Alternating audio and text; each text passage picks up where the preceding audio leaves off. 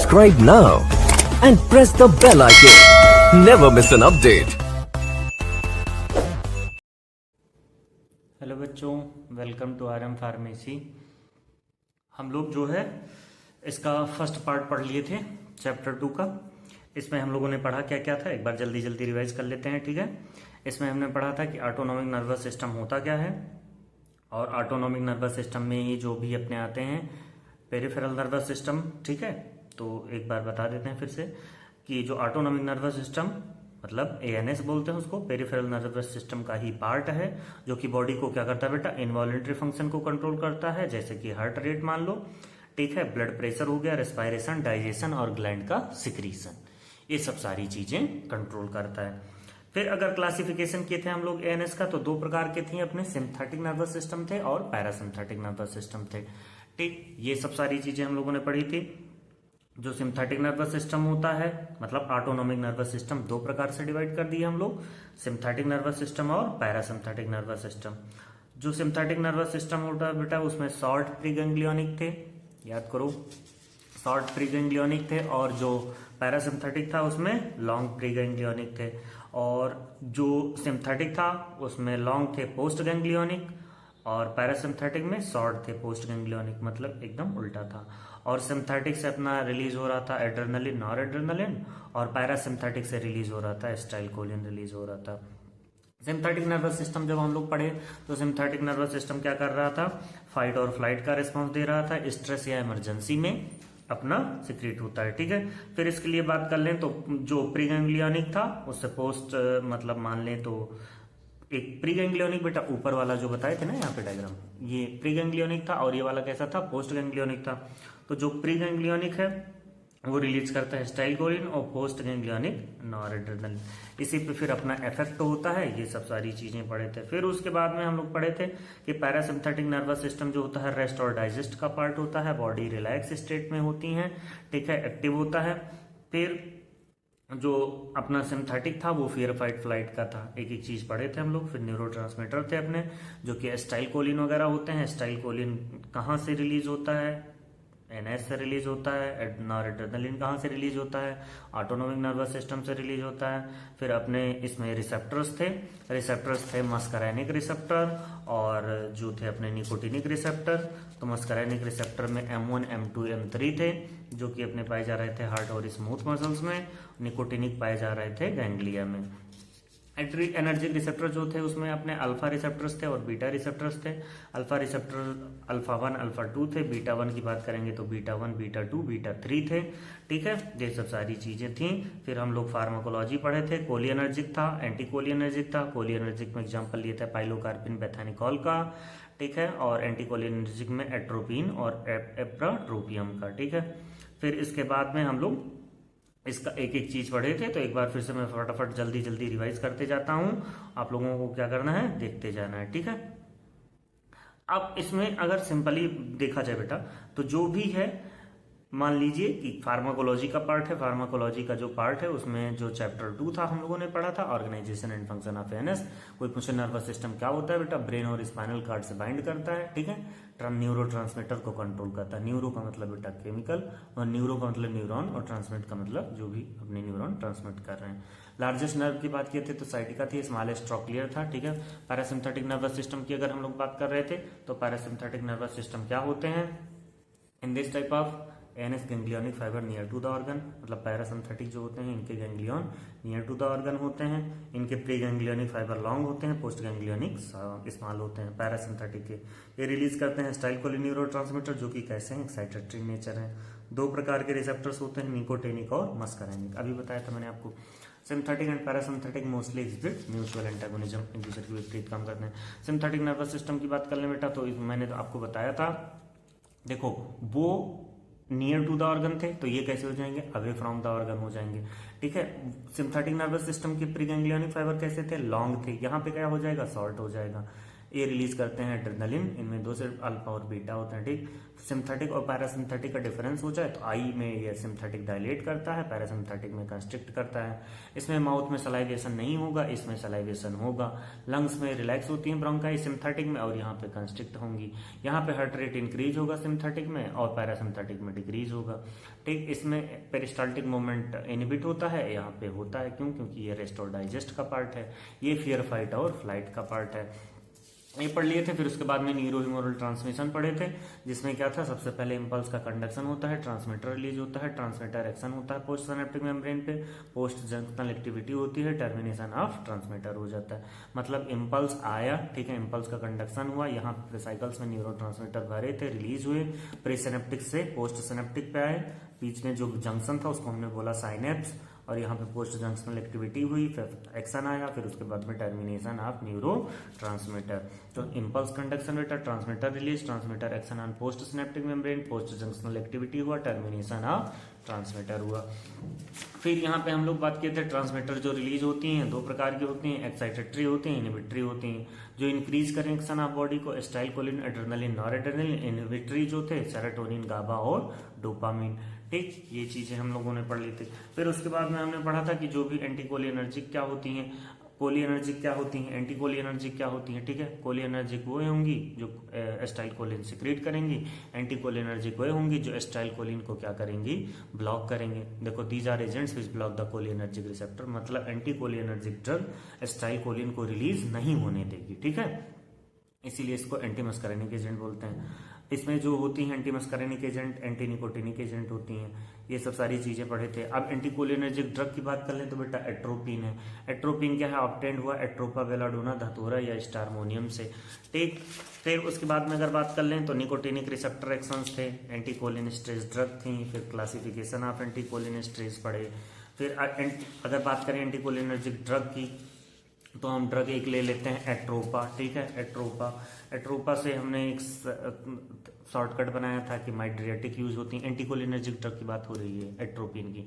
Travellers diarrhoea use करते हैं, ठीक है। रैपिड एक्शन मशरूम पॉइजनिंग करते हैं, ठीक है। तो एट्रोपा की बात कर रहे थे तो ए से हो जाएगा एजमाइड्रियाटिक, आई में डायलेशन करते हैं पीपल का, ट्रेवलर्स डायरिया में देते हैं, rapid action on mushroom poisoning हो जाए तब देते हैं, ऑर्गेनोफॉस्फेट पॉइजनिंग हो जाए तब देते हैं, प्री एनेस्थेटिक मेडिकेशन है एनेस्थीसिया देने से पहले, ठीक है। एरिथमिया हो गया, इरेगुलर हार्ट बीट हो जाएगी तब देंगे। एड्रेनर्जिक ड्रग्स हैं, एड्रेनर्जिक में फिर अपने आ जाती हैं, ठीक है, ढेर सारी। ये जैसे जो एंटीकोलिनर्जिक का था ना, वो मैकेनिज्म ऑफ एक्शन था ये मस्करेनिक रिसेप्टर को ब्लॉक कर देती हैं। और फार्माकोलॉजिकल एक्शन की बात कर लें तो हार्ट और सीएनएस था, ठीक, एडवर्स इफेक्ट था। अब इसी में बेटा मैंने किया क्या है कि एट्रोपिन का जो एडवर्स ड्रग रिएक्शन है उसको मैंने बोल दिया है धतूरा। ड्राई माउथ होगा, जो एंटीकोलिनर्जिक ड्रग है एट्रोपिन, उसका साइड इफेक्ट, मुंह सूखेगा, स्किन गर्म हो जाएगी बेटा, एकोमोडेशन ऑफ पैरालिसिस हो जाएगा, टैकीकार्डिया, हार्ट रेट बढ़ जाएगा, यूरिनरी रिटेंशन, यूरिन आउटपुट घट जाएगा, आर से हो जाएगा रेस्पिरेटरी डिप्रेशन, ए से हो जाएगा अटैक्सिया, अटैक्सिया में बॉडी बैलेंस हो जाता है, थेराप्यूटिक इफेक्ट हो गया। फिर उसके बाद में एड्रेनर्जिक ड्रग है। एड्रेनर्जिक ड्रग क्या होती हैं? एड्रेनर्जिक ड्रग कोई पूछे तो भाई ये कैटिकोलामिन्स हैं। कैटिकोलामिन्स जो होती है बेटा किडनी के टॉप नॉच पे जो होता है बेटा एड्रिनल ग्लैंड होता है, किडनी के ऊपर रखा होता है, ठीक है। किडनी है, मान लो ये किडनी है, ठीक है, ये किडनी के ऊपर होती है एड्रिनल ग्लैंड, यही एड्रिनल ग्लैंड से रिलीज होती है, ठीक। Drive from dietary sources, adrenaline, dopamine, noradrenaline, ठीक, एड्रेनलिन, डोपामिन, ये सब बोथ आर जी प्रोटीन का रिसेप्टर हैं। एड्रेनर्जिक रिसेप्टर पे दो होते हैं, अल्फा और बीटा, ठीक। तो ये चीज हो गई। फिर उसके बाद में बात करेंगे जो भी कोलिनर्जिक ड्रग्स होती हैं उनका कहाँ कहाँ इफेक्ट था, ये लोग हम लोग पढ़ लिए थे। फिर कोलिनर्जिक ड्रग पैरासिम्पथेटोमाइमेटिक होती हैं, ये पढ़ लिए थे। अब यहाँ पे हम लोग पढ़ने जा रहे थे क्लासिफिकेशन के बाद में एंटी एड्रेनर्जिक ड्रग कि एंटी एड्रेनर्जिक ड्रग क्या होती हैं। तो जो भी एड्रेनर्जिक ब्लॉकर्स होती हैं अपनी बाइंड करती हैं एड्रेनर्जिक रिसेप्टर से और प्रिवेंट करती हैं action of adrenergic drug. Classification of adrenergic blocker की बात कर लें बेटा तो alpha adrenergic blocker non selective, alpha 1 selective, alpha 2 selective. Non selective में इमिडाजोलिन है, एरगट अल्कलाइड हैं। अल्फा 1 में सेलेक्टिव प्राजोसिन है, वेसोडाइलेशन करते हैं, बीपी को कम करते हैं। अल्फा 2 की बात कर लें तो ये हिम्बीन है, नॉर एड्रेनलिन रिलीज करती हैं, ठीक है।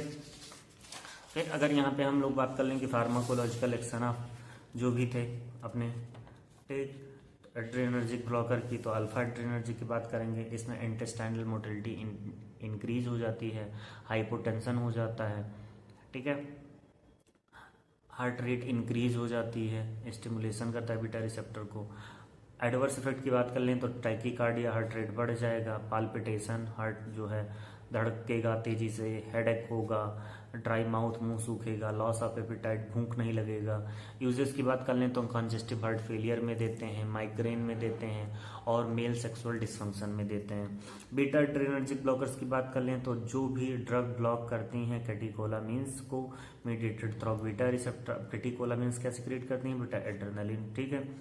बीटा ब्लॉकर की बात कर लें तो बीटा में भी है, पहला है नॉन सेलेक्टिव, दूसरा है सेलेक्टिव, तीसरा है alpha plus beta blocker. Non selective में प्रोपेलोल, एटिनोलॉल, टीमोलॉल, ठीक। फिर सेकंड सेलेक्टिव में है मेटाप्रोलॉल, स्मोलॉल। थर्ड में है अल्फा प्लस बीटा ब्लॉकर में लेबिटालॉल और कार्बिडिलॉल आती हैं, ठीक। न्यूरोमस्कुलर ब्लॉकर की बात कर लें तो skeletal muscle relaxants are drug that act peripherally at neuromuscular junction muscles fibre itself cerebrospinal to cause paralysis और डिक्रीज मसल स्टोन। मतलब जो भी ये ड्रग देते हैं न्यूरोमस्कुलर ब्लॉकर का, ये करती क्या है, ये पेरिफेरली न्यूरोमस्कुलर जंक्शन को ब्लॉक कर देती हैं, जिससे सेरिब्रो स्पाइनल में जो भी होता है अपना मसल टोन डिक्रीज हो जाता है। ड्रग की बात कर लें तो प्यूरेन है, क्यूरेर है, डी ट्यूबोकुरेन ड्रग है। इसको बेटा पहले हम लोग एनिमल का जब शिकार करते थे, ठीक है, बहुत ज़्यादा डेवलप नहीं था, तो जो भी शिकार करने के लिए भाला वाला या पत्थर वत्थर यूज कर देते तो उसमें डी ट्यूबोकुरेन ड्रग लगा लेते थे, तो ये स्केलेटल मसल्स क्या कर देता था, रिलैक्स कर देता था, जिससे कॉन्ट्रैक्शन नहीं होता था और जानवर बेहोश होकर गिर जाता था, ठीक है। तो इसको शिकारी लोग यूज करते थे, ठीक। मैकेनिज्म ऑफ एक्शन की बात कर लें तो this site of action both competitive and depolarising blockers हैं। स्केलेटल मसल्स फाइबर को देखें, both competitive depolarising blockers at the end plate of skeletal muscles fibre. इंडायरेक्शन क्या बेटा, डायरेटिक्स के साथ में नहीं देते हैं हम लोग ये ड्रग, क्योंकि हाइपोकैलेमिया कॉज कर जाएगा, पोटेशियम की कमी हो जाएगी। Increase competitive block, calcium channel blocker. Aminoglycoside antibiotics जो होती हैं डिक्रीज करती हैं स्टाइलकोलिन रिलीज को। यूजेस की बात कर लें तो जनरल एनेस्थेटिक के तरीके से यूज करते हैं, severe cause of tetanus, tetanus जब होता है तब देते हैं, एपिलेप्सी में देते हैं, माइस्थेनिया ग्रेविस में देते हैं, ठीक है। कौन सी ड्रग, न्यूरोमस्कुलर ब्लॉकर, ठीक। फिर माइस्थेनिया ग्रेविस की बात कर लें तो माइस्थेनिया ग्रेविस क्या है बेटा, it is autoimmune disorder in which our immune system produce antibodies that block destroy muscles receptors, break communication between the nerves and muscles. अब जो भी नर्व्स हैं मसल से कनेक्ट हैं, ठीक है। अब प्रोसेस क्या है, acetylcholine release and bind with N M receptor, then sodium influx, depolarisation and muscles contraction. मतलब अगर मैं समझाना चाहूँ तुमको बेटा तो ये मान लो कि तुम्हारा, ठीक है, प्रीसिनेप्टिक था जो भी था, ठीक, प्रीसिनेप्टिक थे। अब प्रीसिनेप्टिक में यहाँ पे न्यूरोट्रांसमीटर रिलीज हो रहा था, ठीक। यहाँ पे था अपना पोस्ट सिनेप्टिक, तो वही ये कह रहे हैं यहाँ पे कि एक न्यूरॉन है, ठीक है, एक न्यूरॉन है अपना और एक मसल्स हैं, तो इस पे जब भी ये बाइंड कर रहे हैं तो बता रहे हैं, क्या बता रहे हैं कि it is an auto immune disorder, ठीक है। ऑटो इम्यून का मतलब जो खुद से ही बॉडी बेटर डेवलप कर दे, इम्यून सिस्टम प्रोड्यूस करती है एंटीबॉडीज दैट ब्लॉक और डिस्ट्रॉय मसल्स रिसेप्टर। अब यहाँ पे जो मसल्स में रिसेप्टर है इनको क्या कर रही हैं, ब्लॉक कर रही हैं। ब्रेक डाउन, अब इससे क्या होगा, जब न्यूरोट्रांसमीटर मसल्स से बाइंड नहीं करेगा तो ब्रेक डाउन हो जाएगा कम्युनिकेशन नर्व और मसल्स के बीच में। तो प्रोसेस क्या है, acetylcholine release bind with N M receptor. यहाँ पे कौन सा रिसेप्टर है बेटा, एनएम, यानी neuromuscular. Then sodium influx, depolarisation and muscle contraction.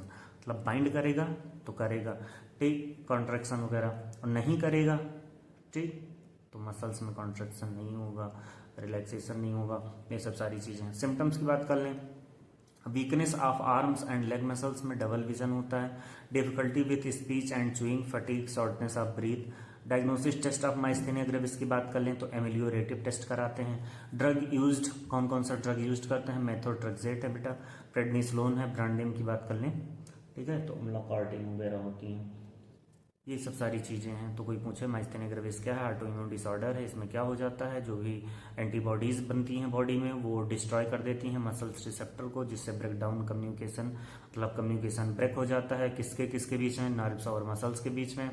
स्टाइलकोलिन क्या रिलीज करती हैं, स्टाइलकोलिन जैसे ही रिलीज होता है यहाँ से न्यूरॉन से, ठीक है, बाइंड करता है एनएम रिसेप्टर से, जो कि कहाँ पाया गया है, मसल्स में।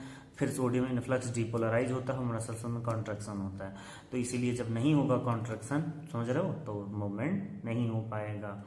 लोकोमोशन नहीं हो पाएगा, ये सब सारी चीज़ें हैं।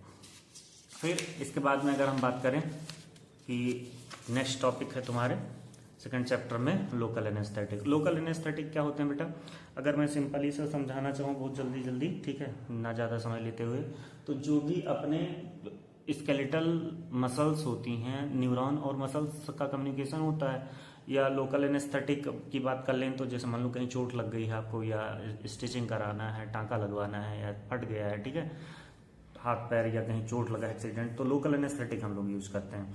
तो लोकल एनेस्थेटिक का मतलब ही हुआ कि जो पर्टिकुलर रीजन में दिया जाए। पर्टिकुलर रीजन यानी कि अगर हाथ में चोट लगी है तो हाथ में देना है, पैर में चोट लगी है तो पैर में देना है।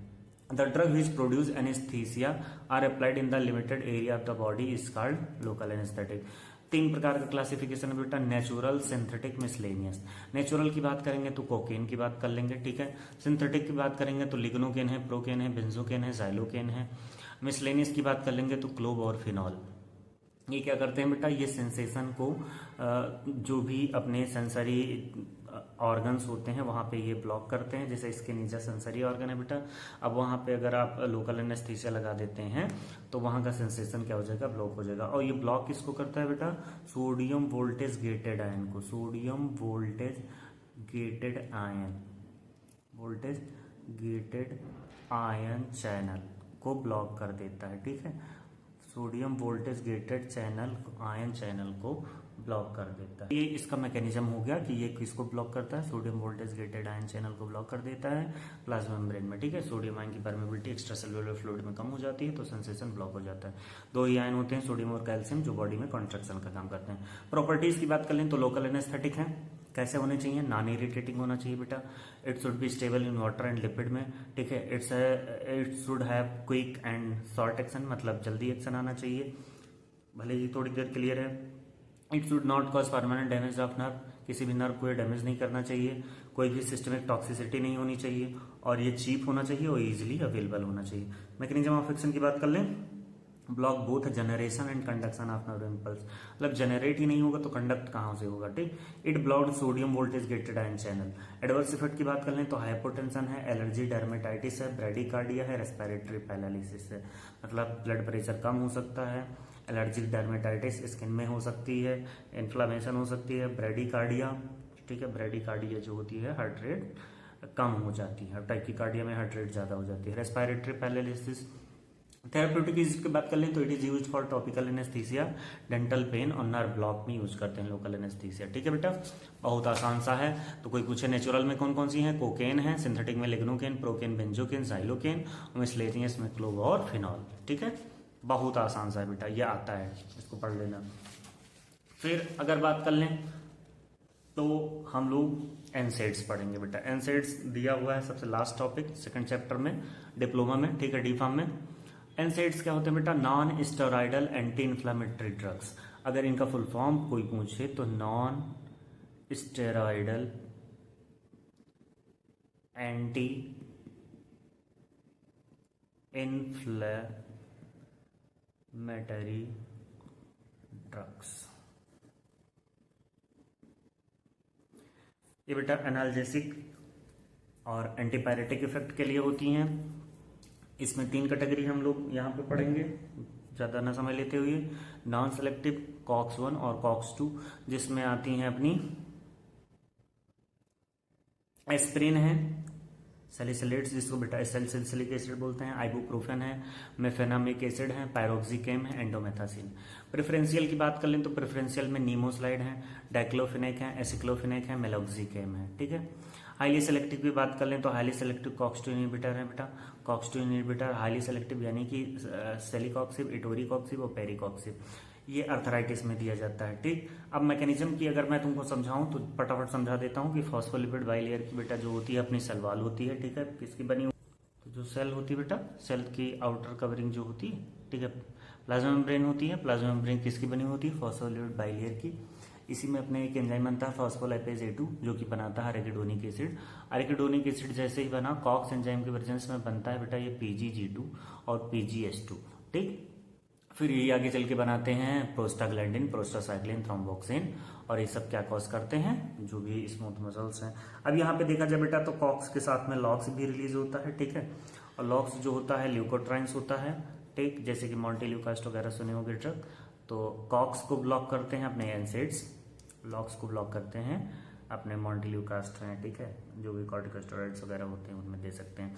फार्माकोलॉजी ऑफ एस्पिरिन की बात कर लें तो एनाल्जेसिक है, एंटीपायरेटिक है, एंटी इन्फ्लेमेटरी है। मेटाबॉलिक इफेक्ट की बात करें तो इंक्रीज सेल्यूलर मेटाबॉलिज्म को ये बढ़ाते हैं, डिक्रीज यूटिलाइजेशन ऑफ ग्लूकोज और डिक्रीज करते हैं ब्लड शुगर को। अदर एक्शन की बात कर लें तो रेस्पायरेशन को स्टिमुलेट करते हैं by P N S as well as S N S, पैरस मतलब, ठीक है, पेरिफेरल नर्वस सिस्टम और सोमैटिक नर्वस सिस्टम। अगर बात कर लें कार्डियोवैस्कुलर सिस्टम की तो इंक्रीज करते हैं कार्डिक आउटपुट को। जीआईटी की बात कर लें तो इरिटेट करती हैं गैस्ट्रिक म्यूकोसा को। यूजेस की बात कर लें तो एनाल्जेसिक और एंटीपायरेटिक हैं, यूज्ड इन ऑस्टियोआर्थराइटिस और रिमेटॉइड आर्थराइटिस में यूज होती हैं, ठीक है। तो यहाँ पे हम लोगों ने जो पढ़ा है बेटा, पढ़ा था सबसे पहले, अगर मैं बात कर लूँ एक बार तुमको जल्दी जल्दी समझा देता हूँ कि एएनएस क्या होता है बेटा, एएनएस क्या होता है, ऑटोनॉमिक नर्वस सिस्टम क्या होता है, ठीक।